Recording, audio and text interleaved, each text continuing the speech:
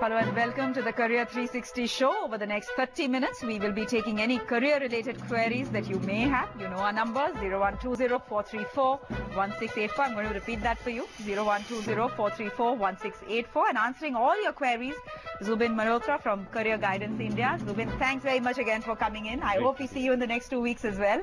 A busy time for you? Absolutely. Terribly busy, and a harrowing time for students as well, with 100% nightmare. And their parents. And their parents, who are actually a nightmare most of the times. I'm going to start with the first question because sure. Ankit has been waiting on the phone line for some time now. Hi Ankit, what's your question? Please go ahead. My question is that is analytics good for an engineer? I'm actually from an engineering background, so I chose a career in analytics, business analytics. So is it a good career for me or not? So you're essentially asking whether it would suit the MBA profile. MBA and a B.Tech profile. Yes, it absolutely does suit. The reason being that analytics comes under KPO, or knowledge process outsourcing, which are essentially higher IQ jobs. They're about analyzing data, trying to find trends to help in better business decision making, modeling, forecasting. You use a lot of computers, you use a lot of statistics, you obviously use mathematics, and as an engineer you've got those skills in plentiful. So yes, it's definitely something right up your alley. You can do that for a couple of years, get a certain amount of experience and understanding in that area, and then maybe top that up with an MBA and look forward. Ankit, anything else? I just want to know if I want to do MBA, in what field I want, like in finance or marketing. Well, that totally depends up to you, your interests, where your abilities are stronger, what fascinates you, and you know, where do you see yourself and what career path you'd like to take. Having done a B.Tech and say a couple of years of work ex in analytics, yes, you could go into analytics, finance, as an area. Of course, you could also look at marketing or look at a double major and look at systems and project management and IT as an area. All right, Ankit, has that answered your question? I think we've lost the line to him. Thanks very much. Thanks, Ankit. Next, we have Neena, who's waiting by with a question in Jaipur. Hi, Neena. I have decided on doing management, basically rural management. So I wanted to know that should I go for management with my PG, or I should do management somewhere or the other right after my 12th. Zubin? Fantastic that you're looking at rural management or agribusiness management, as some of these courses are called. It's in effect an MBA which specializes in providing you skills and techniques specifically for cooperatives, rural management enterprises, agribusiness related companies and firms. In that sense, you do not necessarily need to do an MBA or a BBA prior to doing this. Do any graduation. The entry tests are very similar to the CAT, for example, in terms of how do you get in. The better institutes for this is IRMA, XISS, even Tata Institute of Social Sciences has a program in this. IIM Ahmedabad has a program specifically in agribusiness management, which you could look at. All right, Neena, I hope that's answered your question. Next, we have Latika on the phone line. Hi, Latika. Where are you calling from and what's your question? Hi, ma'am. I'm just about to start my graduation. I want to do mass media course. All right. Well, the query of mine is that if I want to do a media course, so can I do it from any other university? Does the DU degree and the IP university degree matches up with each other? So essentially, you're just about going to begin your graduation. Yes, you want to know which is a better bet, the IP University or the Delhi University? Or she's asking if you do it from anywhere, any other, does it necessarily put me several legs below? Yes and no. These universities are prestigious. It's tough to get in. So if you can get in there, it does give you a little bit of a leg up. But in case you don't, it's not that all is lost, not to lose hope. What you should do is do a lot of internships, try and do freelancing work, even if it's small newspaper, neighborhood magazines, get some experience there so that by the time the 3 years of your course is over, you've got maybe 20, 30, 40 bylines. And with that experience, when you look at either going into a postgraduate program in mass media or journalism or any of these, or applying to a news agency, that is far better as an experience and profile. All right. Next, we have an email query. If any one of you has an email question, you can put it on our website, ibnlive.com. This is Mansi writing in us. into us from Bhopal. She says, I've scored 95.25% in the best of 4, but still not made it to the second cutoff list of colleges like SRCC, Ramjas or Hindu. Should I settle for admission in a lower grade college, switch streams to take admission in reputed college, or wait for a third list? So essentially the question is course over college. What do these kids do? 95 and 0.25 and they don't get in anywhere. Okay. What you must do is first play safe. Immediately take admission in the second list in a stream of your choice, not necessarily your preferred college. It will not be advisable to hold out for the third list. In many cases, there will not be a third list. So in case in third list, you do get a better college or a different stream, then look at switching. But right now, please go secure a seat. You do have the marks. You will get in somewhere. When a student like Mansi comes to you, 95%, superb marks Absolutely. in 12th, and not getting through to the colleges of their choice, what is the advice you give them as someone who's older, not necessarily a career counselor, but as someone who's older, has gone through the whole regime? What do you tell them? One, beyond the point, the college or even the course really doesn't matter. In a large swath of careers, whether it's in the management, media, sciences even areas, there's a fair amount of mobility that is possible. Oh, and the other thing, at the end of the day, your university is Delhi University that you're getting a degree from. On your degree certificate, it doesn't mention whether it's A college or a B college. So you've got the university tag, which is far more important several years going down the line. Also look at some of the other professional courses that are available, a BBE, a BBS. You may not have gotten into an Eco Honours or a BCom Honours if some of the colleges that she's mentioning about. Look at these courses, which are fantastic. So not just being hung up about, those 5 colleges in North Campus and those 3 courses which everyone is hankering about. In the end, in the long run, it really doesn't matter, does it? Yes. It doesn't. All right. We have Ashish next on the phone line. He's calling us from Mumbai. Hi, Ashish. What's your question? Hi, yeah. I wanted to ask, actually I took GRE this year and my score is 1450. And I've been working for a computer software company since last 2 years. So next year when I will be applying, it will be like 3 years of experience. So how does this stand? I mean, in which colleges or what ranking colleges should I apply in US for computer science courses in MA? Okay, a couple of things. Firstly, you need to figure out what area of specialization within computer science you'd like to go into. For rankings of computer colleges, of course, look at the graduate school rankings, which are what they refer to as for their master's program. There are several, College Board, Peterson's, US News and World, all come out with rankings, both for universities as well as specifically for certain courses and departments. So do consult those. Once you have that broad list, go on to their websites, look at the typical student profiles, the average GRE and academic scores that of the incoming batch, what are the kind of experience that they value more. You're free to write to their Dean of Admissions and to other students there and get an idea about what a certain university or program specializes in and is better at, and then come up with a shortlist and then apply. And the application is not just based on your marks or your CGPA, but also your recommendation, your statement of purpose, any other extracurricular work you've done, your work experience. You've had 2 years of work experience, so that makes you a fantastic candidate. That means you're someone who's focused and clear why you want to pursue that, so that must get highlighted in your application package. Ashish, anything else? No, that will be all. All right. Thanks very much for calling in. Thank you, Ashish. Next, we're getting an email query. This is coming in from Surabhi Gupta in Bangalore. She writes, I'm doing LLB after mass communication. Will it help boost my career in legal reporting? Okay, yes, it will, but I don't think you necessarily need to do an LLB to become a legal journalist.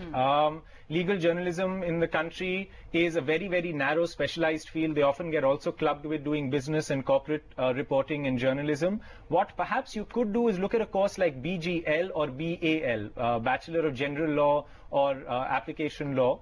And that's a 2-year program as opposed to a 3-year program, and it gives you enough information about legal terms, concepts, legalese as it's known, for you to be able to report on that area. Otherwise, since you've done an undergraduate program in mass communication, you can just spend some time going to courts, learning on your own, and still be able to report on the legal side. In the last couple of shows, we've been getting a lot of questions of people setting up their own businesses. So what we did is we decided to profile 3 young people who have finally become their own bosses. Here's their story. Take a look.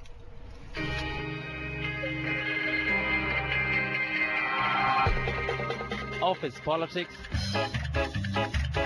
working for a boss, and following a 9-to-nowhere schedule? Well, if that's not your style, then take a look at this. Rashi Thakur, founder, Mentor Impact, age 27. Post an MBA from Indian School of Business, Hyderabad, she decided to put her experience writing out 1 million applications to good use. She now helps B-School aspirants achieve their goals. The biggest challenge is to prove your capability, coming from, being in the service industry. People, if you're new in the market, nobody wants to be the guinea pig. Once you really prove your potential in the market, then it's all a matter of word of mouth. Having started with a minimum capital, Mentor Impact has achieved 100% growth within 2 years.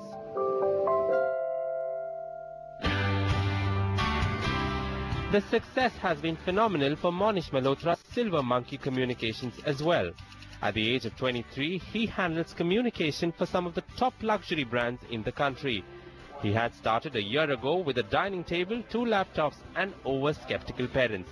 Initially there was this whole emotional drama, how every mother has to cry when you're leaving home and every father has to stop talking to you. But I think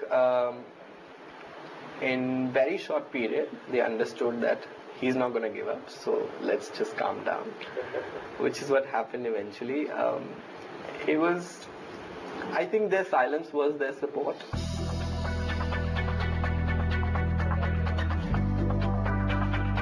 Dealing with a different sort of luxury is Ambar Ved. He comes from a business family, but instead of joining his dad, he opened a store for pets. It was a junoon with me. I just wanted to do something and get there, and that was it. So all anxiety fades away once you are hell-bent on doing something. So in a short span of just 2 years, Ambar's junoon has led the company to a whopping 450% growth. The best part, like Rashi and Monish, Ambar can proudly say that he did it on his own. Being your own boss might sound great, but it really is a leap of faith. And if you are ready for the plunge, then remember, assess your risks. Hard work and long hours are going to be part of your life, and patience should be your new best friend. And if you have it all chalked out, then it's time to say goodbye to your boss and go solo. In New Delhi, Varun Kumar.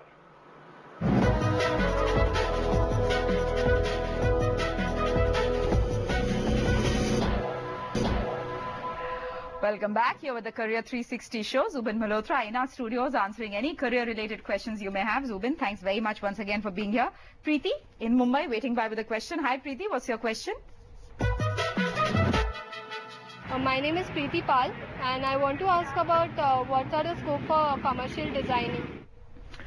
Okay, commercial design, graphic design or visual communication, this is how the courses are known when you do it. Essentially, you're using pictures, images, letters, colors to communicate an idea. It could be a logo for a company, it could be a billboard hoarding, you could be designing a brochure or a magazine layout. This is the kind of areas that you'll work in. So branding firms, ad agencies, of course, web and digital design companies. That's another area where a lot of these graphic designers are going into. Also places where people are designing t-shirt designs and things like that. So any of these areas are where people, if you've got a creative bent of mind, of course you'll use the computer now a lot, so you'll need to learn certain softwares and tools for that. But these are the kind of areas you'll go in. And NID is one place you can go to. Where else? Well, that's the mecca of design, but every city now will have several very good design programs. Any of the mass communication or design centers will have it. The NID is through an exam called NEED, which has about 6 or 7 other institutes who also use that entrance exam for admission. You've got places like Pearl, you've got places like Xavier's in Bombay where you could do it. So lots of options. All right. Next we have Shivraj standing by with a question in Jaipur. Hi Shivraj. This year I would be giving both NDA and engineering exams. I'm a bit confused between which to choose. And if I choose engineering, I would like to know which fields are more career oriented. All right, Zubin. Okay.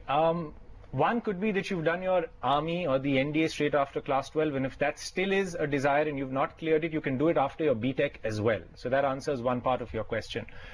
In terms of streams for engineering, see, what happens is everyone's running after the more popular ones. It's almost blindly following. So without realizing what is the differences between, say, electrical or electronics, between production engineering and mechanical engineering, where there is a lot of similarity and commonality between the subjects that you study. Therefore, please do a little bit of research. Read up about what the course content and the structure is like, what the work involves, the working conditions, and then figure out whether that suits your interests and abilities and whether that's a good fit for you or not. In most cases, which is about 99% of engineers, are actually only wanting to do an MBA post that. So then it doesn't really make a difference whether you've done A stream or B stream, and a lot of them actually want to get into the IT services industry, who again recruit you regardless of what stream you've come from. But since you're going to spend 4 years studying that, do spend a little time to understand where your interests, abilities, and of course, depending on your rank, where you're likely to get in. All right, Zubin, thanks very much for coming in. We'll have to wrap the show with that. As we go, we are leaving you with 4 cash-rich careers that will have you raking in the moolah. We'll see you same time next week on another show, the Campus Calling Show. Thanks for watching. Dreaming of a fancy bungalow, a fleet of cars and foreign vacations every year? Now, while there's certainly no shortcut to living the good life, here's a list of career options that could have you rolling in the moolah.